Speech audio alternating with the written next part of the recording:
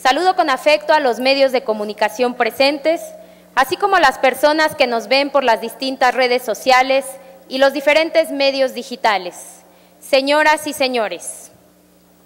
al vivir en sociedad se hace indispensable un orden, un mecanismo que regule la conducta de las personas, de tal manera que se respeten los derechos y las libertades de todos por igual.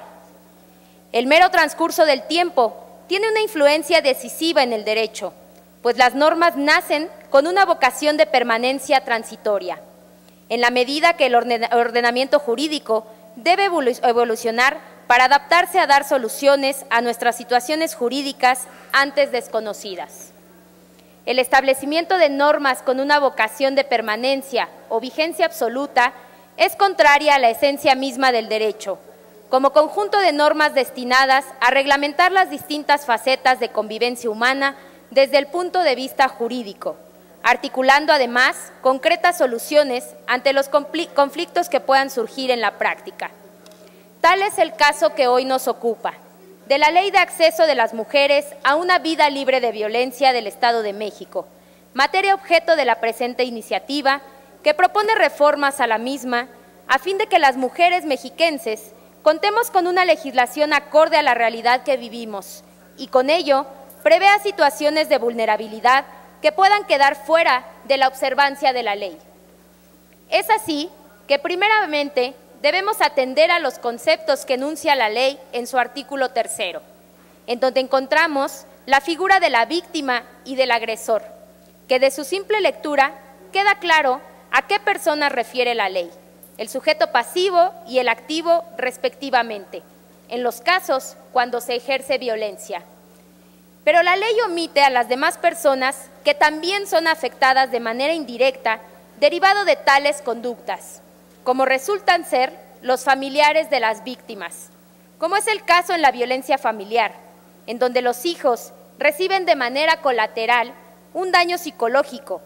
y que, a decir de la violencia extrema y mortal, que hoy en día permea de manera sanguinaria, y qué decir, de la violencia extrema y mortal que hoy en día permea de manera sanguinaria y desmedida a nuestra querida entidad, el feminicidio, en donde las familiares de las víctimas son quienes reciben el mayor sufrimiento, como resulta ser la pérdida de una madre o una hija, a quienes la ley no los incluye para los efectos de la reparación del daño ocasionado. Por tal motivo, se considera importante adicionar en el texto legal a la persona ofendida, entendiendo a los familiares y a todas aquellas personas que se encuentran en relación de la dependencia económica con la víctima, término usado dentro de la técnica del derecho penal, y que no puede identificarse el concepto de víctima del delito con el del ofendido, pues aunque bien es cierto que en la mayoría de los casos víctima y ofendido se reúnen en una sola persona, existen otros en donde esto no sucede así. Aunado a lo anterior, cobra mayor relevancia la adición de dicho término y diferenciarla del de la víctima, ya que resulta jurídica y materialmente imposible llevar a cabo una rehabilitación o satisfacción a la víctima de feminicidio, por obvias razones, pero sí a las personas ofendidas de dicho delito, a quienes también se les debe garantizar la protección institucional especializada, asegurar el acceso pronto, expedito, transparente y eficaz de la justicia y la reconstrucción del pleno goce de sus derechos, en donde el Estado debe velar por el bienestar y subsistencia de los familiares de las víctimas, más aún cuando dependen económicamente de esta para su subsistencia. Por otra parte, de acuerdo a las estadísticas del INEGI, que se dieron en el marco internacional del Día Internacional de la Eliminación de la Violencia contra la Mujer el año pasado, las mujeres que han enfrentado violencia por parte del esposo o novio a lo largo de su relación de pareja,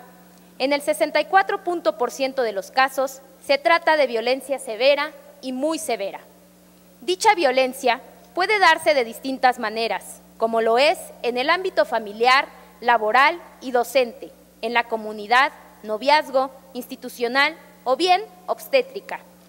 Pero existe otra modalidad que es ejercida en contra de las mujeres, y es la violencia contra la libertad reproductiva, que la Ley de Acceso de las Mujeres a una Vida Libre de Violencia en el Estado de México no la prevé, motivo por el cual en la presente iniciativa se propone adicionar un capítulo que la contemple, ya que muchas mujeres son víctimas por parte de sus parejas o familiares cuando les impiden decidir si tienen hijos o no, el intervalo entre cada nacimiento, sin importar si se pone en peligro la vida de la mujer o la presión para tener hijos de cierto género.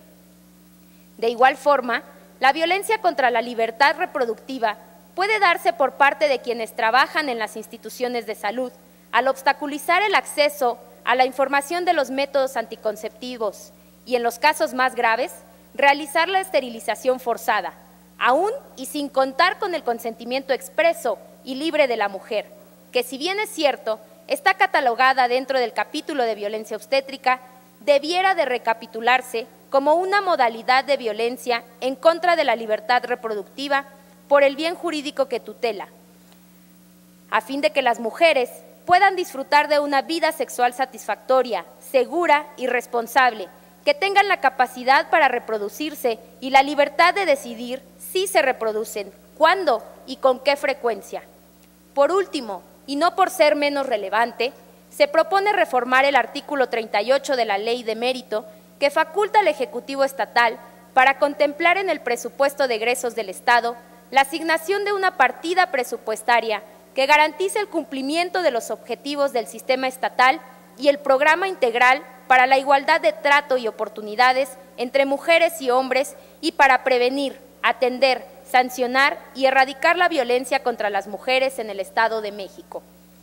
para que dichos recursos no se vean afectados en ningún momento por recortes o suspensiones que pongan en peligro el arduo trabajo que se ha realizado a lo largo de los años en materia legislativa y la lucha admirable que las mujeres han emprendido, sin importar el peligro y la violencia que pueda ser ejercida en su contra,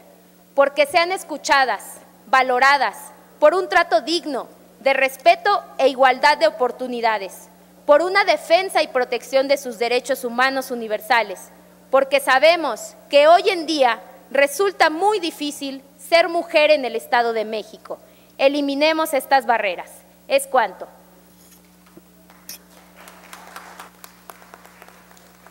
Se registra la iniciativa y se remite a las comisiones